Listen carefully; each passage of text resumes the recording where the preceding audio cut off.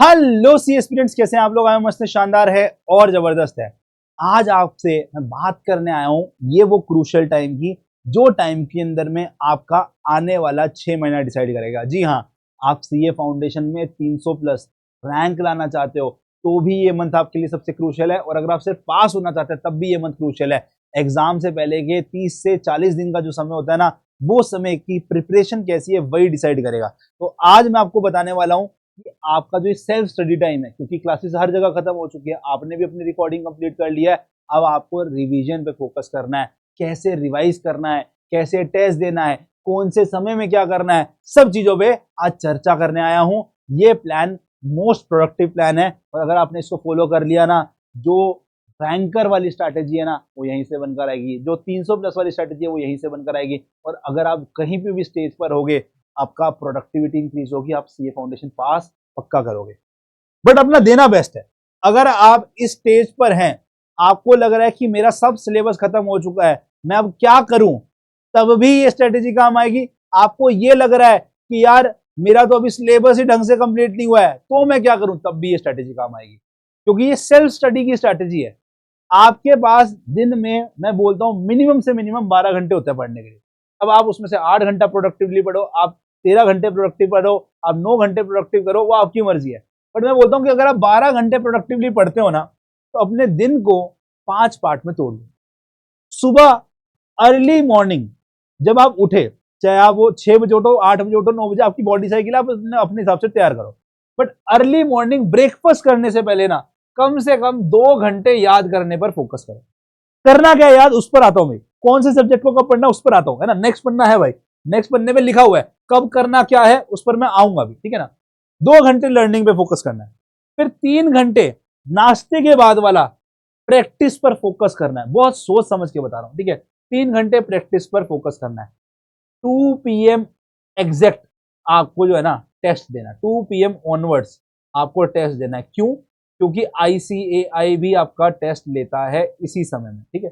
और फिर उसके बाद में 6 बजे मैं कह रहा हूँ ब्रेक लो। 2 से 4 टेस्ट दिया, 2 से 5 टेस्ट दिया, उसके बाद ब्रेक लो। 5:30 से 6 बजे वापस से अपना 3 घंटा बैठ के पढ़ो, एंड देन डिनर की तरफ जाओ। एंड देन उसके बाद में आपका सोने से पहले 2 घंटा आप क्या करेंगे जी, फिर वापस से प्रैक्टिस पर ध्यान देंगे। देखो 2 + 3 5, 5 + 3 8 और 2 10, और ये आपने 2 से 3 घंटे का टेस्ट दिया, ठीक है ना। तो आपका 12 से 13 घंटे का प्रोडक्टिव आवर्स निकल कर आएगा। अगर आपने इतना कर लिया, मैं आपको बता रहा हूं, आपसे अच्छी प्रिपरेशन, आपसे अच्छा ये रिवीजन का टाइम कोई और यूटिलाइज नहीं कर रहा है। करना क्या है ये समझो। करना क्या है, आप जो है ना, देखो सुबह सुबह उठे, आपने सोचा कि मैं ये ऑल्टरनेट डे की स्ट्रेटेजी लगाता हूं, ठीक है। एक स्ट्रेटेजी है जिस दिन मैं अपना लॉ और पढ़ता हूं इको को, और दूसरे दिन जो पढ़ता हूं, लेट सपोज मैं अकाउंट्स और क्वांट को, ठीक है। मतलब आपको एक दिन में 2 ही सब्जेक्ट पढ़ने हैं, फिर वापस से ये पढ़ेंगे और फिर वापस से ये पढ़ेंगे, ठीक है ना। ऐसे करके पढ़ने वाले, ओके। लो और इको पढ़ा, देन अकाउंट्स और quant, then law eco, then accounts quant, then law eco, then accounts quant, ठीक है। अब करना क्या है, मान लो मैंने फर्स्ट बार सुबह सुबह उठाया है लॉ। लॉ का मोस्ट इंपॉर्टेंट पार्ट, जो भी आप चैप्टर पढ़ रहे हो, जो भी आप यूनिट पढ़ रहे हो, उसका मोस्ट इंपॉर्टेंट पार्ट पहले, सबसे पहले रिवाइज करने का। फिर उसके बाद आपको जो नहीं आता, आपको जो लग रहा है कि यार इसको रिवीजन ज्यादा मांगता है, उस पर ज्यादा अच्छे से फोकस करने का, हो गया।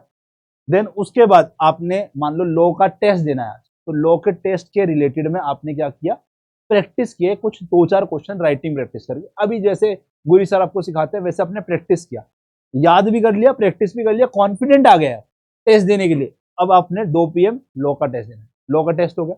अब लॉ के साथ ई कॉमर्स था। इको के अंदर में जो भी आपको नया पार्ट पढ़ना है, जो भी आपने अभी रिसेंटली रिवाइज नहीं किया, आपने अपना पूरा एक रूटीन बनाना है कि भाई मेरे इको के ये चैप्टर है, ये पहले दिन रिवाइज, फिर ये दूसरी बार, ये तीसरी बार, ये चौथी बार। जो आपने पढ़ लिया उसको छोड़ दो, नया आगे वाला आपने रिवाइज किया इको का। फिर उसके बाद आपने उसी से रिलेटेड जो याद किया, उससे रिलेटेड क्वेश्चन प्रैक्टिस करें, ताकि आपका कॉन्फिडेंस बिल्ड हुआ। अब नेक्स्ट दिन आपने अकाउंट्स के साथ जो आपका इंपॉर्टेंट पार्ट था उसको रिवाइज किया, आपने कुछ जो भी पार्ट आपके लिए डिफिकल्ट था उस पर ज्यादा फोकस किया। देन आपने क्वेश्चंस प्रैक्टिस करे, देन आपने उसका टेस्ट दिया। देन आपने मैथ्स उठाया, मैथ्स का कुछ नया पार्ट आपने जो आपको सोचा था कि ये मैं आज रिवाइज करूंगा, उसको आपने समझा, जैसे स्टैट्स के अंदर में मेजर ऑफ रेजोनेंस डिस्पर्जन के आपने फॉर्मूलाज प्रॉपर्टी सब याद किया, फिर उसके आपने दबा के क्वेश्चन प्रैक्टिस कर लिए। ये हमारा सेकंड हाफ इसमें यूटिलाइज होगा। अब अगली बार लो सुबह नहीं जाएगा, क्योंकि टेस्ट अगली बार इको का सुबह देना है। इको का मोस्ट इंपॉर्टेंट पार्ट आपने नया रिवाइज किया, पुराने दिन वाला रिवाइज किया, देन आपने इको के और क्वेश्चन प्रैक्टिस करे। अब 2 दिन जो आपने ऑल्टरनेट डे पे कर रहे हो ना, इस दिन जो इको आपने पढ़ा, इस दिन जो इको आपने पढ़ा और फिर आपने इको जो सुबह पढ़ा, इन दोनों का मिलाकर आपको टेस्ट देना चाहिए। इन दोनों का मिलाकर आपका टेस्ट देना चाहिए। तो ये आपका ऑर्डर बदल जाएगा, ठीक है, ये आपका ऑर्डर बदल जाएगा। फिर अगली बार क्वांट आपने पढ़ा है ना, क्वांट के क्वेश्चन प्रैक्टिस करे एंड देन क्वांट का आपने पहले टेस्ट दिया एंड देन उसके बाद आपने अकाउंट्स का किया। तो ये ऑर्डर ऐसे बदलेगा। इससे क्या होगा, आप प्रैक्टिस भी कर रहे हो, याद भी कर रहे हो एंड देन टेस्ट दे रहे हो, जो कि आप एग्जाम के टाइम पर भी यही करने वाले हो। इस रूटीन को फॉलो करोगे नेक्स्ट 30 टू 35 डेज, और आप अगर टेस्ट दे रहे हो डेली एक, मोर देन इनफ है। सोचो हमारे पास 30 से 35 टेस्ट, 30 से 35 दिन है, 30 से 35 दिन अभी तैयारी करने के लिए। और अगर मैं बोलता हूँ लेट सपोज 36 दिन है, 36 दिन में मैंने अगर मान लो हर सब्जेक्ट के 9 टेस्ट भी दिए ना, मेरी तैयारी जबरदस्त हो सकती है। फिर ये 9 टेस्ट कहाँ से लाऊं?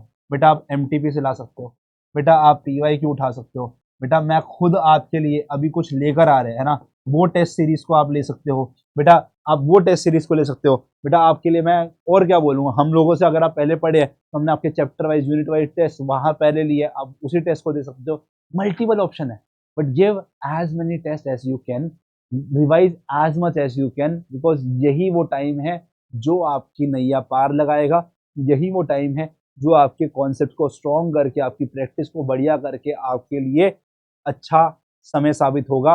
और अगर इसको अच्छे से फॉलो किया तो आपको वापस से अपने 4 महीने बर्बाद नहीं करने पड़ेंगे और आपके मार्क्स भी अच्छे आएंगे, आपका रिजल्ट भी अच्छा आएगा। और यही वो टाइम है जो आपके लिए सबसे क्रूशियल है। तो don't waste your time, study hard, work hard, give your best. मुझे कमेंट में चाहिए कि sir I am going to give my best, I am going to give my best. मुझे सभी का कमेंट में चाहिए। जो बच्चा कमेंट में लिख रहा है I am going to give my best, इसका मतलब वो अफर्मेशन ले रहा है। और अगर आप अफर्मेशन ले रहे हो इसका मतलब आप मचा के आने वाले हो। तो जल्दी से कमेंट करो, I am going to give my best, I am going to follow this plan, I am going to give my best, I am going to follow this plan, I am going to give my best, I am going to follow this plan.